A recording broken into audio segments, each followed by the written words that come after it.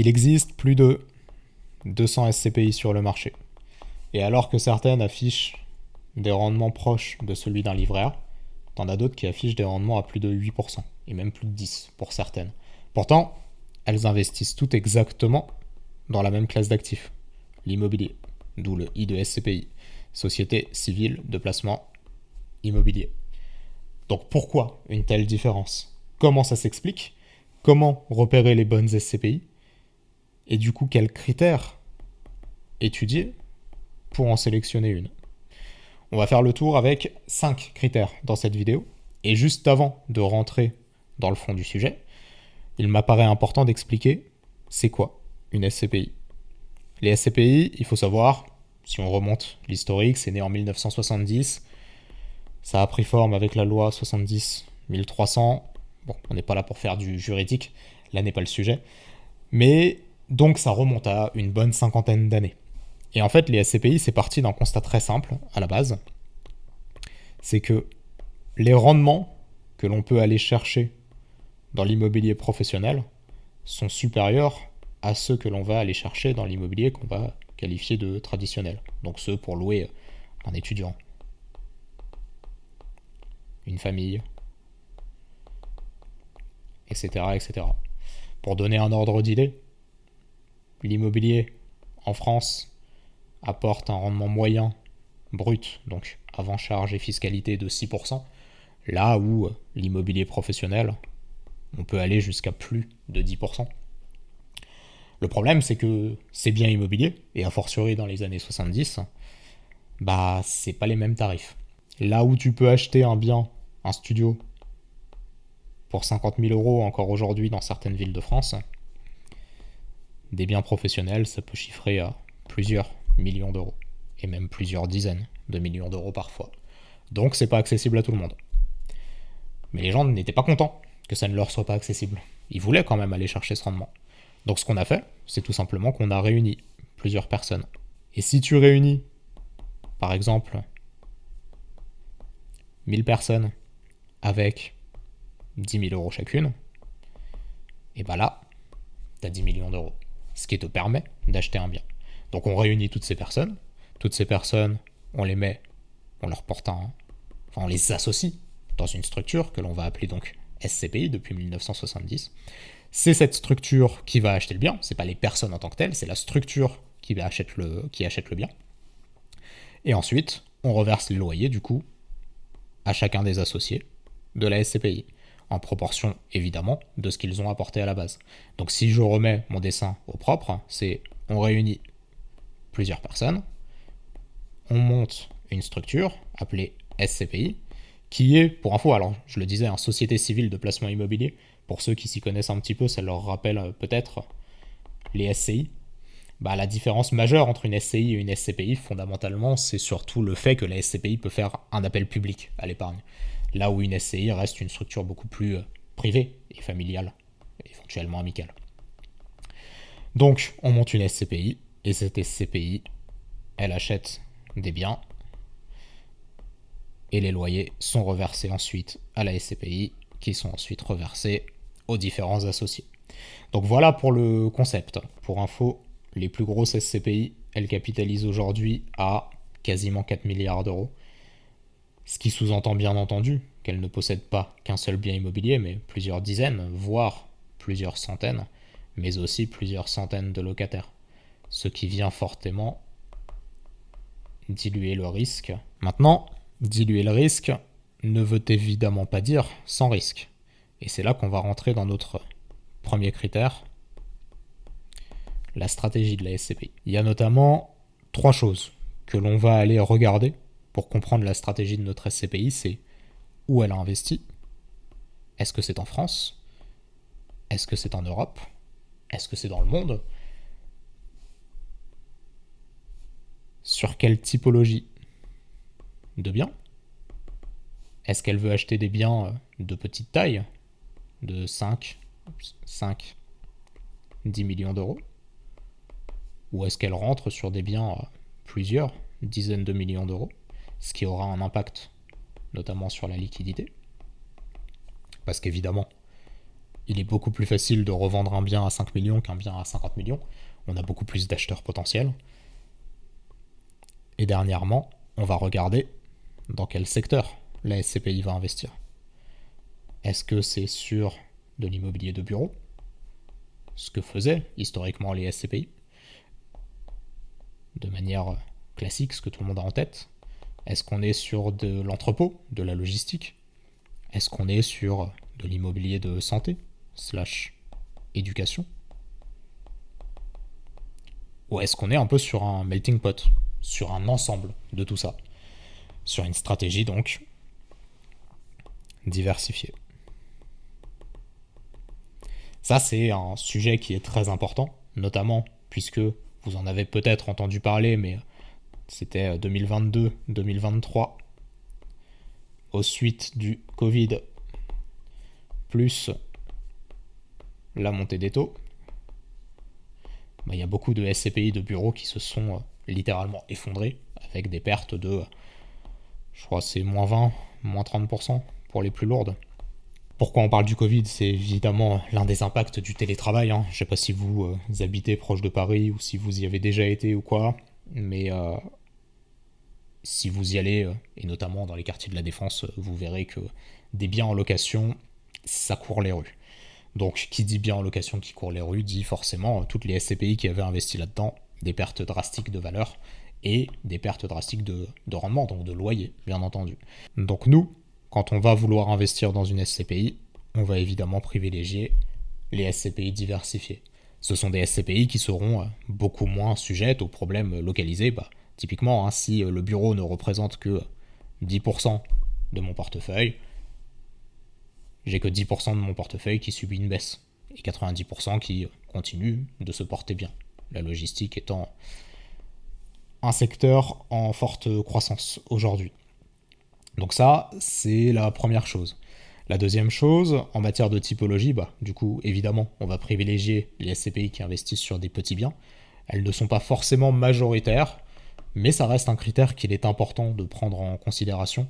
Et quand je cite ce critère, je pense par exemple à Iroko, que ce soit Iroko Zen ou Iroko Atlas, les deux SCPI de chez Iroko, qui mettent un point fort sur le fait de n'investir que sur de l'immobilier de petite taille. Pour eux, c'est beaucoup plus de travail, parce que tu collectes 50 millions d'euros, tu as deux choix, soit tu achètes un bien à 50 millions, soit tu achètes 10 biens à 5 millions, ou toute autre forme de granularité, bien entendu.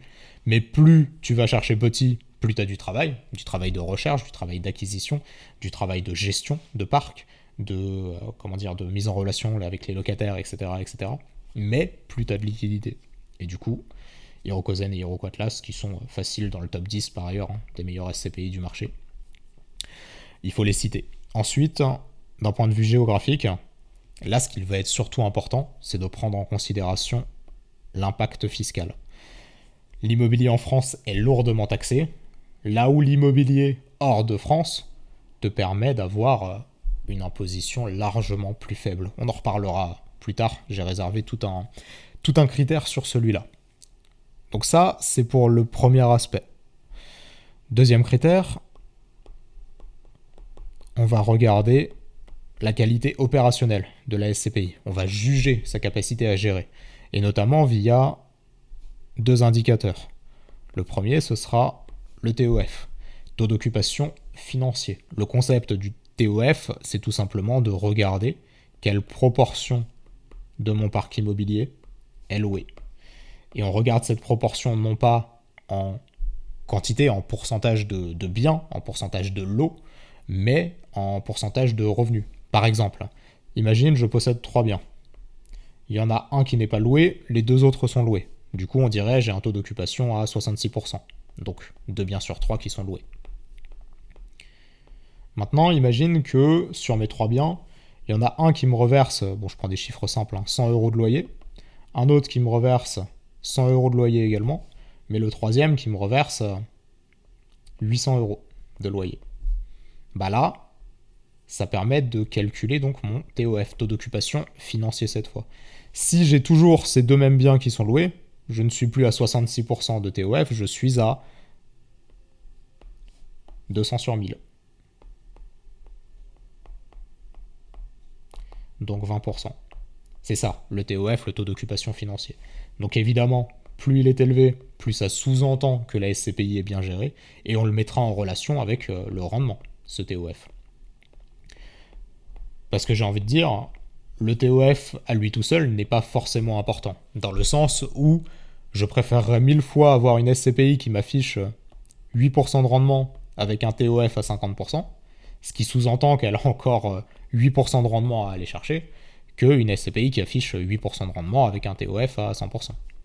Bon, dans les faits, les SCPI qui affichent 8% de rendement, elles ont des TOF très proches de 100%, donc c'est pas vraiment le sujet, mais je pense qu'il est important de préciser cet aspect-là. Donc ça, c'est pour le TOF, c'est un critère qui est primordial. Les meilleures SCPI, je vous dis, elles tournent à 95-100% de TOF. À noter que parfois, les biens ne sont pas loués, non pas parce qu'on ne trouve pas de locataire, mais parce que les biens sont en travaux, tout simplement. Donc ça fait partie des choses à prendre en considération qu'il faut chercher à comprendre. Deuxième critère que je voulais évoquer, c'est la RAN, report à nouveau.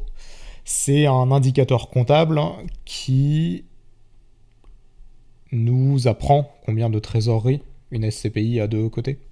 En fait, pour faire simple avec un exemple, donc je possède un parc immobilier qui me reverse des loyers, on va dire 10 euros, 10 unités de loyer. Donc ces euros sont reversés à la SCPI, j'ai viré ma grille, et la SCPI, via sa société de gestion, va reverser ses loyers, décidément je m'en sors pas, va reverser ses loyers à ses associés. Mais elle peut choisir de ne pas reverser la totalité des loyers. Elle peut reverser que 90%, donc 9 sur 10 des loyers par exemple. Le 1 restant étant mis de côté. C'est ça la RAN. Elle est là pour créer une stabilité financière, pour assurer la solidité de la SCPI et pour assurer sa tenue dans le temps. Si demain, tu as un locataire qui part, bon, ce qui n'est pas hyper commun dans le sens où on signe des baux de très longue durée sur les SCPI, mais si demain, tu as un locataire qui part ou qui ne paye pas ou quoi que ce soit, pour une raison ou une autre, tu peux utiliser cette trésorerie pour continuer à payer tes associés de manière stable en fait. Ça vient stabiliser le rendement dans le temps. Donc en fait, c'est une réserve de loyer à reverser pour plus tard, cette RAN. Cette RAN, elle est souvent exprimée en jours. Tout simplement parce que on vient t'exposer en fait, de manière très simple, la durée pendant laquelle une SCPI peut ne percevoir aucun loyer, mais continuer à verser des loyers aux associés. Et les SCPI ayant le plus de RAN se comptent à plus de 100 jours pour certaines. Je sais que c'est le cas de Alderan, Comet. C'est le cas de Transition Europe aussi, qui ont de mémoire aux alentours de 130 jours de RAN. Donc 130 jours de RAN, c'est 4 mois, 4 mois et demi. Et donc évidemment, plus cette RAN est élevée, mieux c'est. Troisième critère que je voulais évoquer, ce sont les frais. Il en existe deux typologies. Les frais de gestion et les frais de souscription. Et on va commencer par eux d'ailleurs. Quand tu mets 1000 euros dans une SCPI, tu n'as pas 1000 euros réellement investis. Tu as 1000 euros moins les frais de souscription. Ces frais de souscription, ils tournent aux alentours de, en moyenne, 10%. Donc ça veut dire que quand tu mets 1000 euros dans une SCPI, tu as réellement 900 euros qui sont investis. Et les 100 euros de différence, ils viennent rémunérer le distributeur, celui qui t'a vendu la SCPI, et la société de gestion de la SCPI en elle-même. Néanmoins, il y a deux choses importantes. La première, c'est que j'ai mis en place une plateforme qui te permet d'investir et qui te reverse une grande partie des frais que moi je perçois en tant que distributeur. La plateforme, c'est elira.one, tu la retrouveras facilement avec ton moteur de recherche favori. Je te reverse 4% de cashback sur les SCPI qui présentent des frais de souscription. Donc ça, c'est la première chose. La deuxième chose qu'il est important d'évoquer, c'est que le rendement qui est affiché par une SCPI, donc on va prendre un chiffre simple, prenons un rendement de 10%, pour faire très simple, il est calculé sur la totalité du montant que toi, tu places. Donc si tu places 1000 euros, même si tu as 10% de frais, bah, tu vas toucher 10% sur tes 1000 euros. C'est ça le concept. Pourquoi ? Parce qu'en fait, dans la réalité, la SCPI, elle génère un rendement qui est supérieur à 10% sur la totalité de son parc, mais elle vient te le réduire pour te afficher un...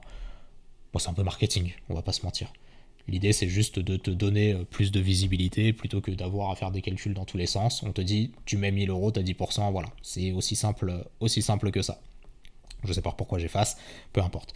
Donc, ça, c'est pour les frais de souscription. À noter qu'il existe aujourd'hui des SCPI avec 0% de frais de souscription. Je pense aux SCPI de chez Remake, Remake Live, et pas Remake UK, par ailleurs. Parce qu'il en existe deux, tel Live et UK. UK, il y a des frais. Live, il n'y en a pas. Je pense aux SCPI de chez Hiroko également. Donc Zen et Atlas. Ces SCPI, elles te disent néanmoins que si tu retires tes parts avant 6 ans, pour Zen et Atlas, depuis peu, c'est passé à 6 ans, on t'applique une pénalité de 5% de mémoire. Donc tu dois maintenir tes fonds investis pendant 6 ans, sinon tu subis quand même d'une certaine manière des frais.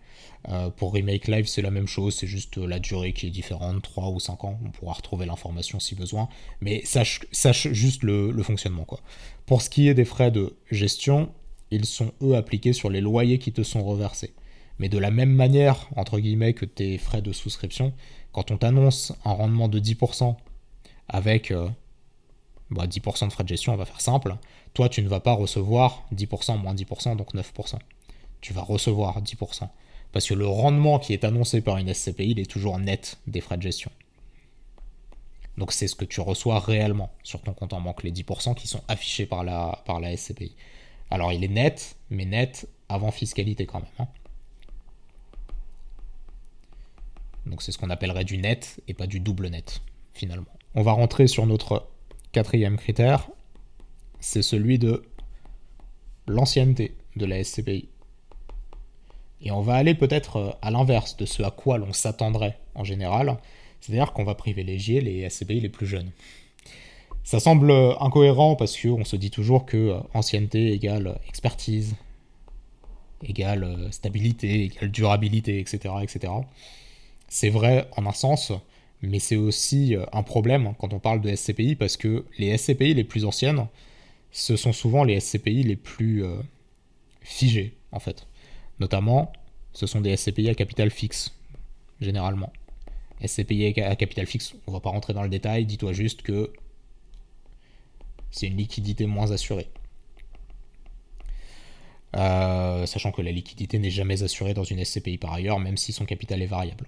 Ensuite, ce sont des SCPI qui ont tendance à n'investir que dans des véhicules très précis. Les bureaux en Ile-de-France, par exemple. Je pense à une SCPI comme Primopierre. Je sais pas depuis quand elle existe, je saurais pas le citer comme ça. Mais c'est une SCPI qui détient, par exemple, les locaux de chez... comment ça s'appelle le siège de Natixis. Sur les rives parisiennes. Ça détient également le siège de Coca-Cola. Bref, c'est vraiment de l'hyper-bureau très patrimonial, des bureaux qui sont cotés très fortement, et du coup avec très peu de capacité à faire évoluer son patrimoine en fait, à s'adapter aux besoins actuels. Et quand tu vas regarder du coup dans les SCPI les plus jeunes, t'auras que des SCPI à capital variable. Le concept du capital fixe aujourd'hui, il est complètement démodé. Ce sont les SCPI toujours les plus agiles, qui investissent dans des secteurs géographiques en dehors de la France, je veux dire. Ce sont toujours les SCPI qui investissent de manière diversifiée, là où les plus anciennes n'investissent que de manière très, très pointue, très méthodique sur certaines classes d'actifs. Donc on va privilégier les SCPI les plus jeunes systématiquement.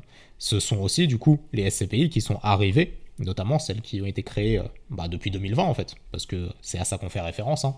Ce sont les SCPI qui ont pleinement profité de la vague baissière des SCPI. Parce que je te disais qu'en 2022-2023, avec la montée des taux et et le Covid, il y a eu énormément de mouvements à la baisse sur le marché des SCPI, de l'immobilier professionnel. Si tu montes une SCPI à ce moment-là, tu rentres par définition à un moment donné où l'immobilier coûte moins cher. Donc on va privilégier les SCPI les plus jeunes. C'est pas forcément parce qu'elles sont jeunes, mais c'est parce qu'elles sont jeunes qu'elles ont de bons indicateurs, parce qu'elles sont rentrées au bon moment, parce qu'elles sont beaucoup plus agiles, parce que le monde est beaucoup plus ouvert, etc. etc. Et j'en arrive enfin à mon cinquième critère, qui est plus une conséquence qu'un critère à proprement parler par ailleurs, c'est celui de la fiscalité. Qui dit SCPI dit immobilier. Et qui dit immobilier dit revenus fonciers, qui sont parmi les revenus les plus fiscalisés en France. Les revenus fonciers étant imposés à ta tranche marginale d'imposition, bon, on ne va pas rentrer dans le détail du fonctionnement de l'impôt, mais dis-toi que tu arrives très vite à 30% de TMI, notamment si tu es cadre, plus des prélèvements sociaux, qui étaient jusqu'alors à 17,2 et qui sont passés depuis le début de l'année à 18,6%.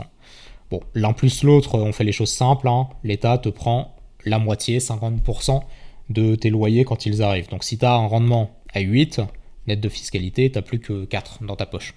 Ce qui ne laisse pas forcément rêveur. Mais le fait est qu'il existe des manières en fait d'optimiser cette fiscalité.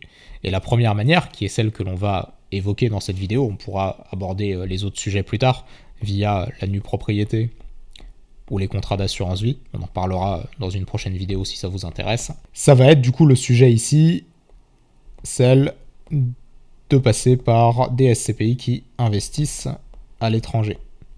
En fait, les lois internationales veulent que les loyers sont systématiquement imposés dans le pays dans lequel le bien immobilier est implanté. Donc si je possède un appartement en Espagne, je serai imposé en Espagne. Si je possède un bien immobilier en Allemagne, mes loyers seront imposés en Allemagne, etc., etc. Alors ce ne sont pas forcément des pays avec des fiscalités très légères, en tout cas quand tu y habites, mais quand tu n'y habites pas, quand tu n'es pas résident fiscal de ces pays-là, tu bénéficies d'une fiscalité qui est très allégée. En tant que résident fiscal français, par exemple, tu seras imposé en Espagne sur 19% de tes loyers. En Allemagne, c'est un petit peu moins de 16%, c'est 15,825 si je dis pas de bêtises. Bref, c'est 16%. Donc ça, c'est à comparer à ce qu'on avait noté ici. On a divisé la fiscalité par 3, tout simplement. Et si on est dans des tranches marginales d'imposition supérieures, comme 41 voire 45% pour certains, bah on a divisé par 4, voire même par 5 en fait notre fiscalité, si on raisonne sur l'Allemagne. Donc si je repars de mon rendement à 8%, qui finissait à 4% avec des loyers français, si je suis imposé à 100% en Allemagne par exemple, il me resterait cette fois 6,62%. Donc plus de 50% de plus par rapport à mon loyer français. Donc il faut privilégier au maximum les SCPI étrangères. Alors je vous disais, il y a d'autres façons de procéder, via la nue propriété ou via l'assurance vie. On pourra en parler dans une prochaine vidéo avec plaisir. Mais du coup, voilà, c'est un paramètre hyper important. Voilà, c'était les 5 critères que je voulais évoquer avec toi. Ça te donne un petit peu de grain à moudre. Pour investir en SCPI, ça se passe sur elira.one.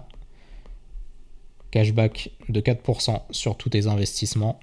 Tu peux investir en toute autonomie, mais évidemment, être autonome, ça ne veut pas dire être seul. Donc si tu le souhaites, tu as également un lien sur la vidéo pour prendre rendez-vous avec moi. Ça nous permettra de personnaliser toute ta stratégie. Merci pour votre attention et bonne journée à tous.